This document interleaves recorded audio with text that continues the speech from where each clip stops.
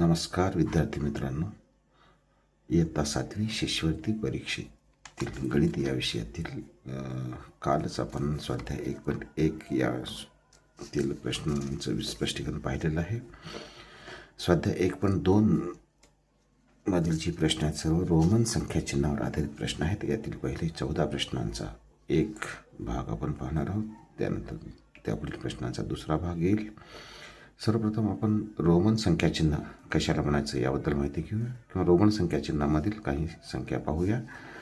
1 या संख्येसाठी आय या इंग्रजी आद्याक्षराचा वापर केला जातो. 5 साठी व्ही या इंग्रजी आद्याक्षराचा वापर केला जातो. 10 साठी एक्स या इंग्रजी आद्याक्षराचा वापर केला जातो. 50 साठी एल या इंग्रजी आद्याक्षराचा वापर केला जातो. सी साठी 100 या इंग्रजी आद्याक्षराचा वापर केला जातो आणि डी साठी 500, एम साठी 1000 अशा पद्धतीनं रोमन संख्या लिपीमध्ये या इंग्रजी अद्याक्षरांचा वापर केला जातो. आता त्यातील एक दोन गोष्टी आपण पाहूया. संख्यांचं लेखन.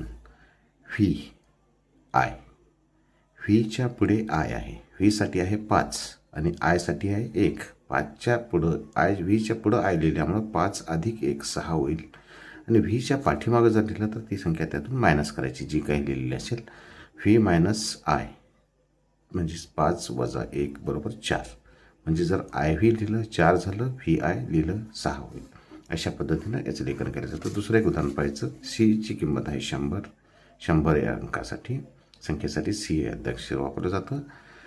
एक्स सी, सीच्या आधी एक्स आहे म्हणजे 100मधून 10 वजा झाले 90. एक्स सीची किंमत 90 आणि सीच्या पुढं जर एक्स लिहिलेलं असेल तर 100 अधिक 10 110 होईल. अशा पद्धतीनं रोमन लिपीमध्ये संख्या चिन्हाचा वापर केला जातो. आता आपण 1.2 मधील काही प्रश्नांची उत्तरं पाहूया. प्रश्न पहिला आहे, 500 या संख्येला रोमन संख्या चिन्हात कसे लिहाल? आपण आत्ताच पाहिलेलं आहे. 500 साठी डी या इंग्रजी अद्याक्षराचा वापर केला जातो. 500 म्हणजे डी. 55 ही संख्या रोमन संख्या चिन्हात कशी लिहितात? 55 म्हणजे 50 अधिक 5. 50 साठी आपण एल या अक्षराचा वापर करतो आणि 5 साठी व्ही या अद्याक्षराचा वापर करतो. 50च्या पुढं 50 अधिक 5 एल अधिक असल्यामुळे व्ही पुढे येईल. एल व्ही पर्याय क्रमांक 2. तिसरा प्रश्न, C C X I X ही संख्या आंतरराष्ट्रीय संख्या चिन्हात कसे लिहाल? C C X I X. C means 100, त्यापुढे पुन्हा सी आहे 100, एक्स 10 आणि आय एक्स म्हणजे 10च्या आधी एक्स असल्यामुळे 10मधून 1 गेले 9. 100 100 10 9 म्हणजे 219. C C X I X is equal to 219. चौथा प्रश्न आहे, एक्स आय व्ही अधिक C minus X X I plus V I I बरोबर किती? एक्स आय व्ही 10च्या पुढं 4 14 अधिक सी 100 वजा एक्स एक्स आय 20 अधिक 1 21 अधिक 7. 100 अधिक 14 114 झाले. त्यातून 21 वजा करू अधिक 7. 114मधून 21 गेले किती राहिले? 93 अधिक 7. 93 अधिक 7 बरोबर आलं 100. 93 अधिक 7 वर 100 पर्याय क्रमांक 2. पाचवा प्रश्न आता, 47 वजा 10 या वजाबाकीचे उत्तर रोमन संख्या चिन्हात कसे लिहाल? 47 वजा 10 बरोबर आलेलं आहे 37. 37 कसं येईल? 10 20 30 आणि त्यापुढं 7. Triple x V I I, triple x V I I पर्याय क्रमांक 1. 400 ही संख्या रोमन संख्या चिन्हात कशी लिहितात? 400 ही 500च्या जवळची आहे. 500 साठी आपण वापरतो डी आणि 500पेक्षा ती 100 कमी आहे म्हणजे डीच्या आधी सी येईल म्हणजे सी डी पर्याय क्रमांक 3. 400 ही संख्या सी डी या रोमन संख्या चिन्हात आपण लिहू शकतो. पुढील संख्यांची चुकीची जोडी ओळखा. 4 साठी आय व्ही बरोबर आहे. 6 साठी व्ही आय हे सुद्धा बरोबर आहे. 15 साठी व्ही व्ही व्ही हे चुकीचं आहे. 15 लिहिण्यासाठी आपण 10 अधिक 5 एक्स व्ही असं लिहिता येईल. आपल्याला 25 बरोबर एक्स एक्स व्ही हे सुद्धा बरोबर आहे. त्यानंतर पुढील प्रश्न आहे 8वा प्रश्न, XCVI ही संख्या आंतरराष्ट्रीय संख्याचिन्हात कशी लिहाल? XCVI ही संख्या आंतरराष्ट्रीय संख्याचिन्हात कशी लिहाल?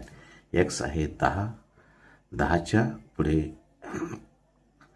सी आहे म्हणजे 100मधून 10, 100च्या आधी एक्स असल्यामुळे 100मधून 10 गेले 90, आणि त्यापुढे व्ही आय म्हणजे 6 बरोबर 96. 90 अधिक 6 96, म्हणजे XCVI ही संख्या 96 या आंतरराष्ट्रीय संख्याचिन्हात लिहिता येईल. 71 ही संख्या दाखवणारी रोमन संख्याचिन्हे कोणती? 71. 50च्या पुढची संख्या आहे. 50साठी आपण यल घेतो, त्यानंतर 71, 20, 21 राहिले, 20 अधिक 1 म्हणजे LXXI या संख्याचिन्हाने आपण 71 ही संख्या लिहू शकतो. आणि ही संख्या दाखवलेल्या पर्याय क्रमांक 4 मध्ये LXXI. XXIX plus 5V XXI म्हणजे 30 आणि पुढं 9 39 अधिक हे आहे 5 आणि 3 8, 39 आणि 8 47, 39 अधिक 8 47. XXIX plus VIII is equal to 47. 10वा प्रश्न. 10 प्रश्न झालेले आहेत. आता 11वा प्रश्न बघूया आपण. LXVDCM या रोमन संख्या उतरत्या क्रमाने लिहा. आत्ताच आपण पाहिलेलं आहे.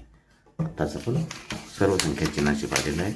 यातील उतरत्या क्रमाने आधी सगळ्यात मोठी संख्या लिहायची आहे. यामध्ये सगळ्यात मोठी संख्या आहे M, त्यानंतर येईल D, आणि त्यानंतर येईल C, आणि पुन्हा येईल L, आणि पुन्हा त्याखाली येईल X, आणि शेवटी येईल V. MDCLXV. M साठी आहे 1000, D साठी आहे 500, C 100, L 50, X 10, V 5 या उतरत्या क्रमानं. आणि हा उतरता क्रम आहे पर्याय क्रमांक 4 मध्ये MDCLXV. पर्याय क्रमांक 4 येईल. 6 वजा 4, 6 इथं सरळ दिलेलं आहे. 6 वजा 4 बरोबर येईल 2, आणि 2 ही आंतरराष्ट्रीय संख्याचिन्ह II या रोमन लिपीमध्ये दाखवले, तो पर्याय क्रमांक 2 मध्ये आहे. M/D multiply C. M ची किंमत आहे 1000 भागिले D. याला सरळ रूप द्यायचं आपल्याला. D ची किंमत आहे 500 गुणिले C. 5 × 5 2, 2 गुणिले C. C ची किंमत आहे 100 म्हणजे 2 गुणिले C 200, आणि 200 दाखवण्यासाठी आपण इथं पर्याय क्रमांक 4 C इज इक्वल टू 200. आता 14वा प्रश्न आहे. 9 + 11. 9 + 11 is equal to 20. 20 is equal to Roman संख्या लिपीमध्ये XX येईल, आणि हे पर्याय क्रमांक 1 मध्ये दर्शवलेलं आहे. आता आपण इथं स्वाध्याय 1.2 मधील पहिला भाग, प्रश्न 27 असल्यामुळे आपण 14 प्रश्नाचा एक छोटासा भाग केलेला आहे, आणि उर्वरित प्रश्नांचा पुढचा भाग आपण पुढील व्हिडिओमध्ये पाहू. याआधी आपण स्वाध्याय 1.1 चे सर्व स्पष्टीकरण पाहिलेले आहेत. आपण ती पाहिली असतीलच. नसेल तर पुन्हा एकदा माझ्या YouTube channel maths trick by Farooq sir या चॅनलवर जावा. तिथं पहा. काही शंका असतील, काही तुमच्या सूचना असतील तर निश्चितच त्यांचं स्वागत केलं जाईल. धन्यवाद.